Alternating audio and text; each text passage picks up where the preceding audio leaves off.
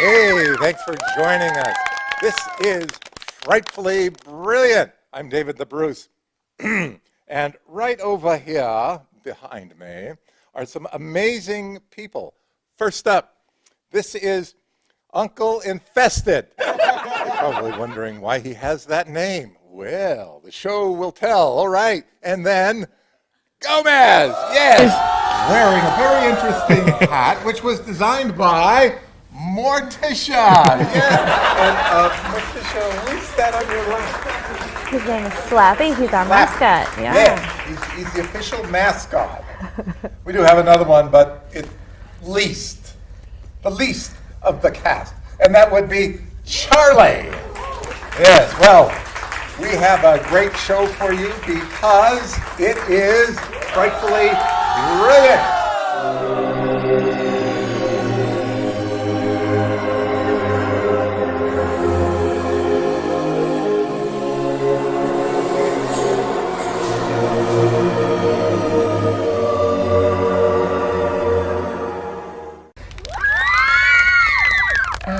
Ну вот, обменялись мы заклинаниями, поссорились с дядей Инфести. What?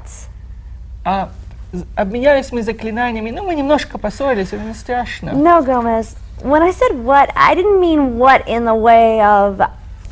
I didn't hear what you said. I meant what in the way of... What are you thinking speaking Russian to me when you know I don't understand Russian? That's why you learned English, remember? Нет, я тебе говорю русским языком нормально, что дядя Infested... Uncle Infested, whatever is he on about? I declare. Gomez, what are you doing? So, you say you and Uncle Infested got into a hex fight over the chicken? Throwing hexes, really? How mature? He hexed your throat, and you didn't think anything happened, but apparently something did, because now you're only speaking Russian. Great. Right, all right, I'll solve this.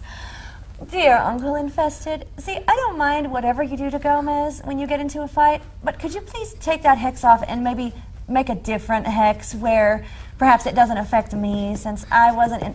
Gomez, what? So, after Uncle Infested hexed your throat, even though you weren't sure what he did, you hexed him in return, wanting to show him who the man was. Great. And you've hexed him to be deaf for an entire week.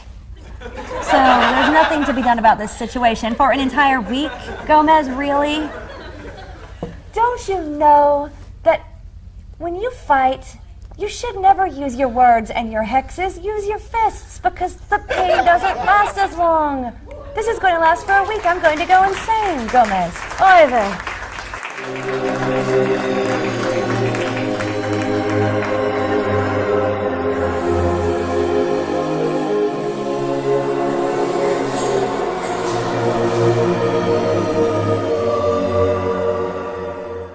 Rasputin. Everybody says Rasputin, but they also say Moscow, and it's Moskva. Well, Those crazy Russians, all their words are different. Can I say it? Yeah. Yeah. He was hiding, I'm sorry. Yeah. Slappy was hiding him, so... It'd be nice to have the prop. Yeah, it really would. I Right, know. it He's is. just so small. Ah, I'm there sorry. it is. The man, the larger-than-life man is much bigger than his prop. Oh, So I like that. Oh, gosh, yeah. this is Yeah. a figure that was done by Fox, and then Disney bought it, and it's good that Disney bought it, because in my head it was always Disney. It just seemed like, because there was Princess and like the villain, and it was very Disney-esque. Yeah, So- he has quite a history. I mean, his history. Yeah, that's what we kind of were so fascinated. We thought there's finally a figure of him. You would think there would be a million different Rasputin action figures, but there's only the really hideous one from Hellboy and this one, and this is the closest to how he actually looked, although it's not really. I mean, you know, Disney, of course, fictionalized it. Of course. Of Yes. course. A reinterpretation by Don Bluth in a sense, because he created, you know, he created this movie, 1997 animated movie Anastasia. Yeah. But you can tell that he preserved some of the features of the original character. The actual historical character. Yeah, like he has the long beard. Long beard. He has the deep eyes that are supposed to have his like mesmeric powers, as it were. So it's very interesting. And the real man was similar to that.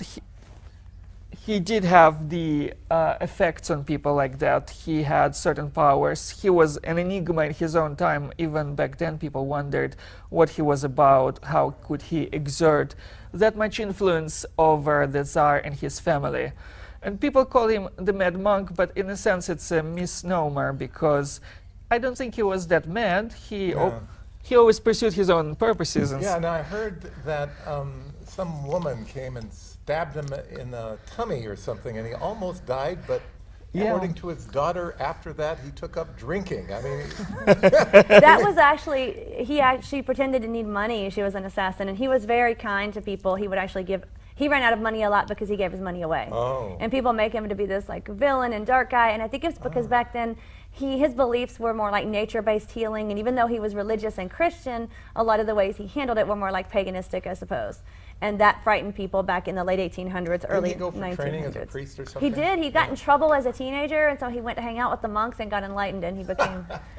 But, you know, I guess he was like one of the first hippies. Like, people say that about Jesus, but I guess we don't know if Jesus had the sex going on for real, but Rasputin was like the Marvin Gaye and Get It On, healing hippie of, like, his time, and he was the... What is that, the song that Bonnie M. says? Rasputin, Russian's greatest love machine. Rasputin, it's like a disco song. It's really cool. It's like a Russian, it was done by a German band, but it's kind of like Russian folk song put to disco in the 70s. But, is that right? Yeah. yeah. I did not know that. It's a good song. You can. Oh, that, oh wait, no, You know that song. I did see that, yeah. You emailed me that. Yeah, but I'm surprised you didn't already know it, because I was like, Yeah. It even has the right kind of a flair. They reproduced Russian folk themes really well, I thought. it's kind of fascinating how Rasputin got in with the royals by healing their son. Yes. And there's always like rumors of, did he really heal him, did he not? But you know, our minds, I've said this so many times, we only use 10% of our brain that we're aware of. Right. And the power of belief gets mountains moved. And if he believed he could do it, we don't know that he didn't do it. And he did enough that really got people's attention and made them believe in him. So I think he had something. It was just too much. He got too big and too popular. He was loved and hated so strongly that I think he had to be doing something. Yeah, he was there when the whole Russian Revolution happened. Yeah, and a lot of people think he was trying to sabotage it, but I think he just wanted to get rid of the people in office that were mean to him. And if they had just been nicer to him, he would have been cool. It was a lot of like, this is personal. And I don't think he was a simple man, even though he was smart, and I don't think he really cared about the big picture as much as people want to make it out. I think that he does. Yeah. He had, I was reading that he unintentionally helped bring down the royal family. Yes, that's true. Unintentionally? Yeah. Unintentionally? Well, it was kind of the queen's fault, the Tsarina, because she really didn't want to be, her and her husband, neither one were trained well. The former Tsar died younger. He didn't get to train his son up before he was ready to take the throne.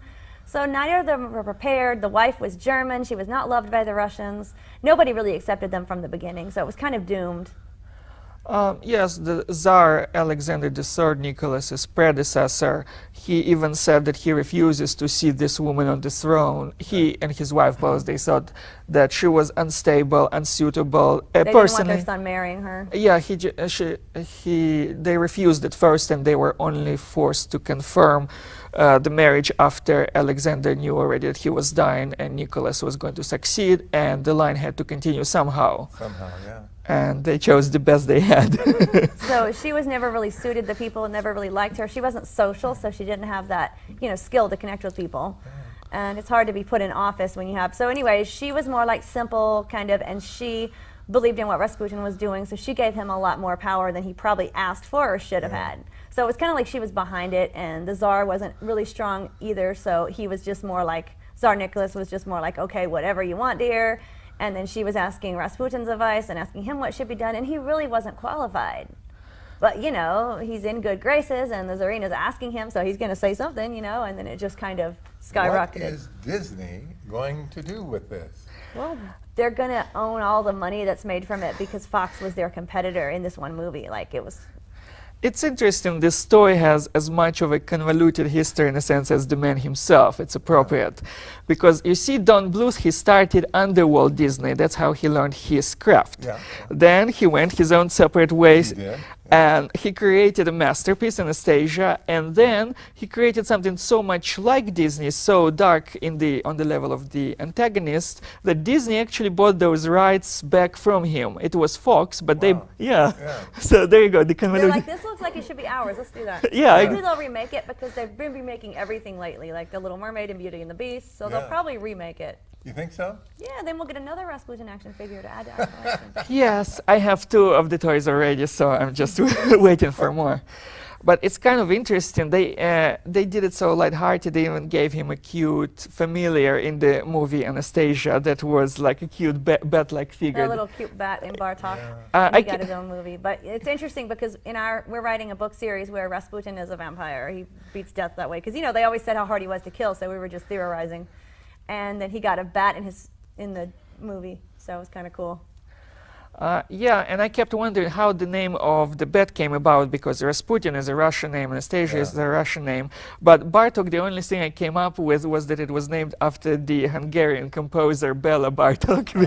I couldn't find any other Bartoks out there, so I think that like other elements of the story, Don Bluth just made it up. Yeah, like Disney, or not Disney, sorry, Booth, now it's Disney, had Anastasia and Rasputin being enemies, but they were actually really close. There are documented letters where she was writing him like a family confidant and a friend, asking advice and saying she felt bad for something she did as a kid, and like, you know, she was actually close with him.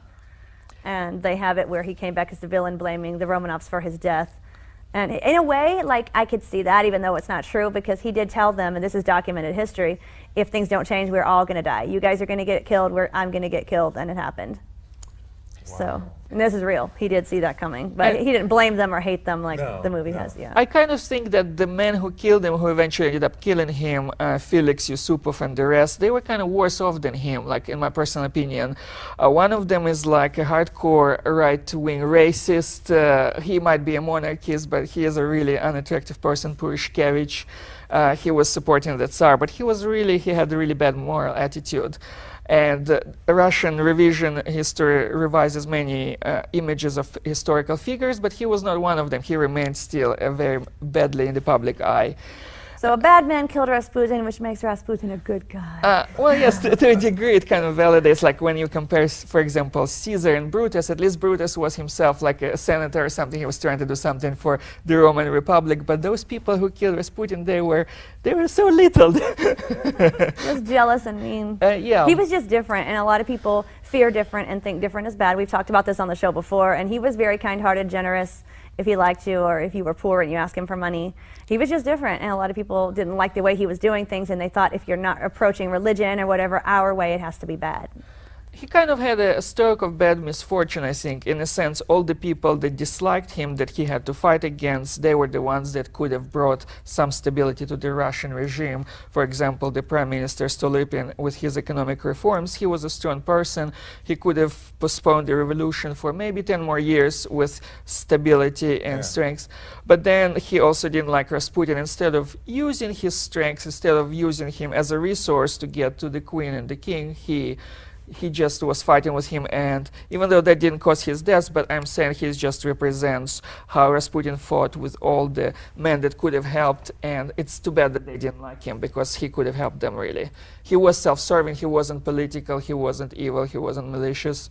He was nice to the underdog, he was nice to minorities at the time when it wasn't popular. Yeah. So you think this might come back as a live-action Anastasia by That's really Disney? interesting. Right? I could see that. Yeah. You know, a few weeks ago we were talking about Mary Shelley, and I saw an interview with Elle Fanning, and Elle Fanning said that she had no reference points for Mary Shelley, and it really pulled it out of her. It was a very hard character to incarnate. I could imagine. So think about this. Yeah. Who would There are actually play? some movies about the real Russian Revolution that had really good actors doing Rasputin, kind of like historical documentations that were pretty cool.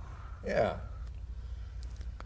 Well, this has been enlightening. I cannot wait to see the recreation of something that was outside of Disney, which has now come back, and maybe we'll go. I always thought it looked Disney-ish, so it won't be that big of a jump. It did. It had that feel. Well, this has been frightfully brilliant.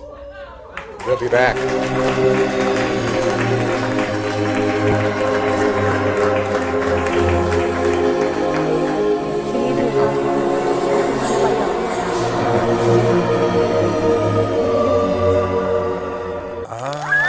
Speaking of film,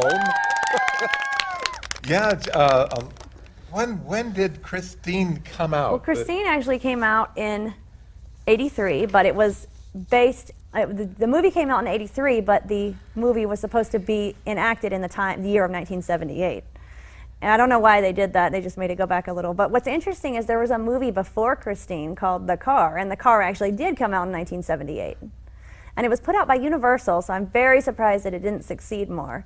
But to me, if you thought Christine was interesting, The Car is even scarier. Like, personally, I was always scared of cars as a kid. Like, I thought it's going to move by itself. Maybe it's some kind of past life issue I have, but I was just like, you know, I didn't like it when my mom would run into the store and she could say, I could see you right out the window, you know, it's fine. I'll just run grab like a soda and come back. And I could not stand for her to leave me in a running car. Like, really? It's going to ride. It's going to go by itself. Like, I would literally cry. Like, you no, were Mommy, terrified. No. Yeah, and it's going to drive off by itself. And she'd be like, no, it really can't. It's locked. It's in whatever. And I'm like, no.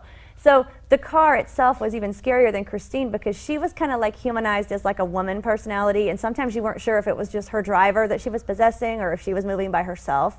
But in the Car movie, you can actually see like the scene of the movie through the car's eyes. It's using the windows as the car's eyes. Really? So you are being the car, which is kind of creepy. You see it through, it's there. You can tell that there is no driver. It's moving by itself. It's kind of like a hell car. It's like a demon car. It doesn't even have doors. One of the protagonists is trying to defeat it, and he's trying to yank open the door, and there are no handles on the doors. Oh, wow. So it's pretty cool. Like, it's a creepy car, and there's always a spooky wind before the car comes. Wow. And you can hear this scary kind of sounding horn. It's not a regular horn. It sounds more like a... 1978? Yeah, but the car horn wasn't from 78. It almost sounds like a big truck horn. Or it's I mean, like, the movie.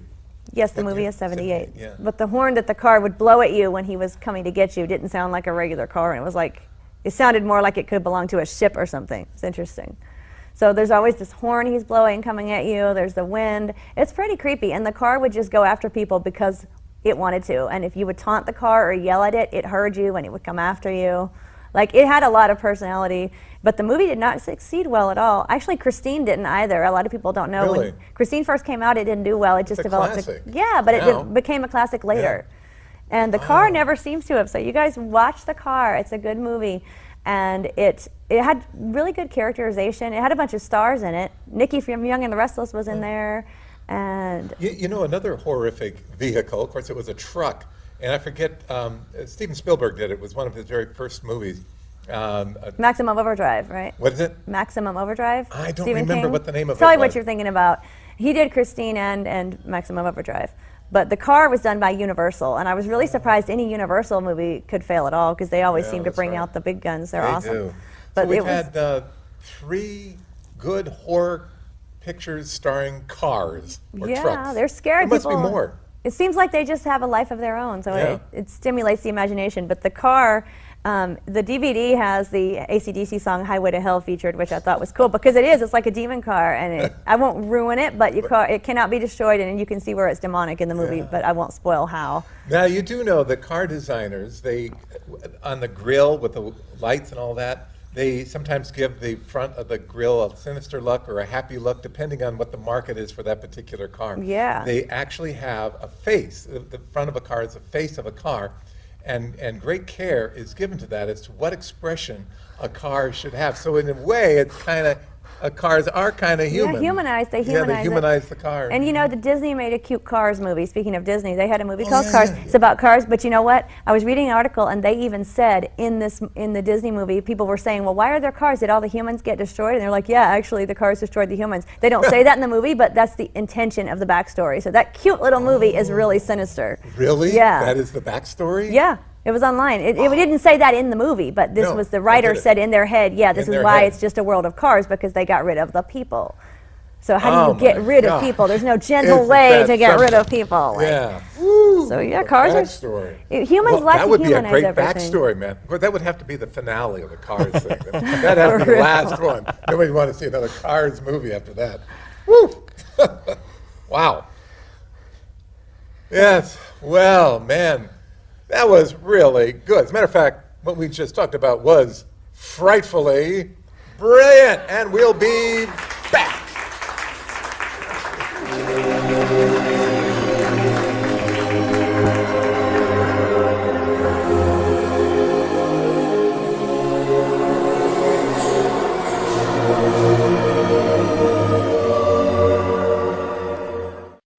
And we are back again for creepy news. What do we got today? The Mandela Effect. We're What is that? debunking Pray tell. It's debunking the popular belief of the Mandela Effect. Okay, debugging the... Debunking. Debunking. Yes. Did I say debugging? Yes. Yeah, only I would We can come do up that with too. Get rid Still of those sounded bugs. good. We can take the bugs out of the theory. Okay, go ahead. So, go ahead. Well, officially, the formal definition is the collective misremembering of memories. The collective Of misremembering. an event. Like if we all remember something happening wrongly that didn't because of different associations we have in Yeah. our heads. Yeah.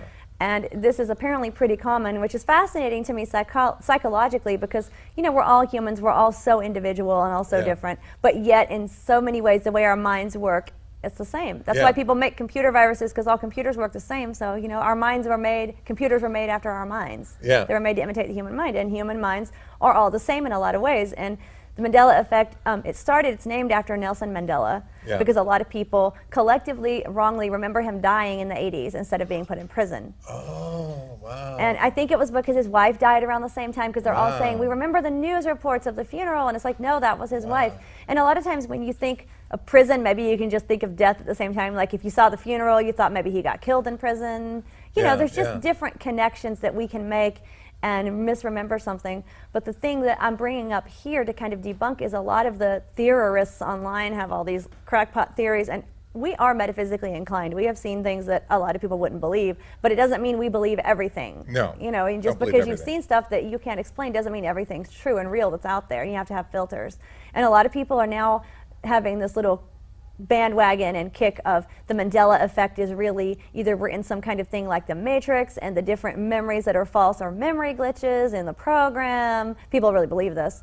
Or that there are alternate universes like that sci-fi show Sliders, where these people would travel and go into universes that's almost like this one, but maybe McDonald's logo looks different, or like, and it's an alternate universe next door to ours. So they think instead of realizing that they just remembered it wrong, these people are actually deciding that they slipped universes. Wow. People really think, instead of just going, I remembered the Mandela situation wrong, that there is another universe that they have slipped into. This is real. This is online. Look it up, you guys, the Mandela Effect. And people really believe this. And I'm saying, no, it's not true. And people need to just realize that their memories are incorrect rather than that they're slipping universes. I mean, hello. It feels real. It feels, I mean, how many of us have really thought we Yeah. remembered something that Yeah, wasn't? that's right. And it does. Just because it feels real, though, we need some logical intelligence kicking in and going, well, how could I have remembered that wrong? It could Yeah. be this connection, this connection. I was really sure that this certain singer sang this song, but I was wrong because I had a connection that wasn't true. It's this really dumb song, no offense if the singer ever hears this, called Milkshake from like 2004 or something, 3. And I thought it was the singer named Gillette from the 90s because she also had a song about a milkshake. Like, do you want fries with that shake? And I just confused, you know, because they were both dumb songs. It's both by Sure, a chick. It's kind of dance sure. pop. And but I was positive that Gillette sang the other song, Milkshake, and I was so wrong. But it felt really real. And it just kind of gave me an experience of, oh, this is how the Mandela Effect people are feeling. You know, it really feels like you're right. And you're not. And it's just like, why don't you just study how your mind works instead of thinking that you're sliding universes? You know what I'm saying? Like, and Gomez has studied a lot of people in quantum physics studies believe in this, and a lot that the legit studiers do not. So Yeah, there is like several accepted theories of physics, but even the Nobel Prize winners talk about it, even those who accept the Copenhagen interpretation or the many worlds interpretation of physics. They don't necessarily believe that Mandela Effect is a legitimate conclusion from it, so they would not subscribe. People like to quote it to give it like legitimacy. This is official, this is scientific, and it's really not. Ask any physicist, any major physicist at Berkeley, they would say, no, absolutely not.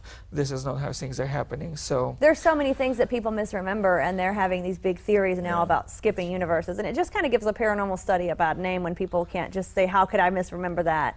and how could I mix this up in my head? But instead, it has to be a parallel universe. It's like, no. Not when your mind does amazing stuff every day for good or ill. It's your mind, sometimes there's a big one for Gremlins, and it's called Spike versus Stripe, and people really believe that there's a Mandela effect because some say they remember my favorite star Gremlin's name being Spike instead of Stripe. So they're deciding, rather than that they're wrong, that there's a Mandela effect. But no, here's what it is. In the first movie, he was Stripe. The second movie, he was Mohawk, who turned into Spider Gremlin, who they named Spike. There you go.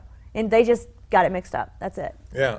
It's very realistic, it's very logical, here's what happened, and people just don't look around for the here's what happened in the situation. Instead, they jump to, oh, it's a parallel universe. I mean, this isn't a few people, this is like huge communities online. Right. And it shocks me that Wow. people are that willing to decide that they're not wrong, and instead it has to be something that nuts is that they just hopped universes. A sliding universe. Is Yeah, to instead of blame. I'm remembering this wrong. It's Yeah, like, it's okay to yeah. be wrong, people. It's okay to study how that could happen and how memory associations can form. We fill in holes in Yeah, our memory yeah. without even realizing we did it. Yeah. We don't know we did this. The memory just likes patterns, and it likes to make things neat and tidy. It does. Yeah, the brain is so interesting. But yeah, I think when you can be honest is a much better thing than not. Don't you think? Yeah. Yeah. As a matter of fact, I think that would be a brilliant way to live. You might call it frightfully brilliant.